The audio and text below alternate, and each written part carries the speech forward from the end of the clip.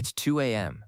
You have to be up in 5 hours. Your eyes burn, your brain is mush, and you've just spent the last 40 minutes watching a guy build a swimming pool out of mud in a forest somewhere in Vietnam. Congratulations.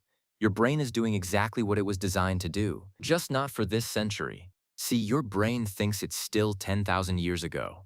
Back when the big yellow ball went down, darkness meant one thing: shut down or get eaten by something faster than you.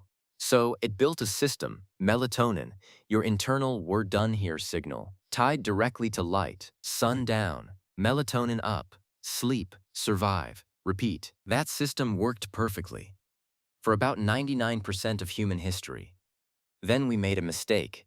We invented the light bulb. And your extremely ancient, extremely confident brain did not get the memo. For a while it was fine. Incandescent bulbs, warm, orange-tinted, weren't great, but they weren't noon either. The brain squinted a little and mostly let it go.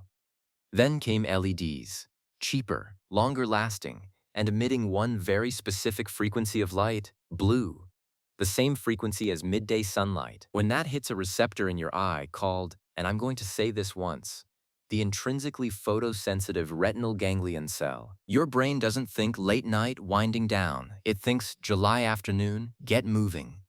Melatonin stops, cortisol nudges up, your body starts preparing for a day that isn't coming. You're horizontal, exhausted, and your brain is genuinely convinced you're standing in a field. But the light is only half the problem. The other half has a name that sounds made up but isn't. Revenge bedtime procrastination. Here's how it works.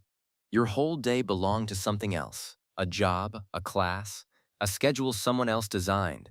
Your brain kept track. It wasn't quiet at any point. It never felt like the time was yours. And then, somewhere around midnight, when everyone's asleep and nobody can ask anything of you, it goes, now. This is the window, so you stay up. Not because you forgot you were tired, you're extremely tired. But going to sleep feels like closing a day that never actually gave you anything back. So you trade tomorrow's functioning self for tonight's 45 minutes of a guy and his mud pool. And somehow, that trade feels worth it.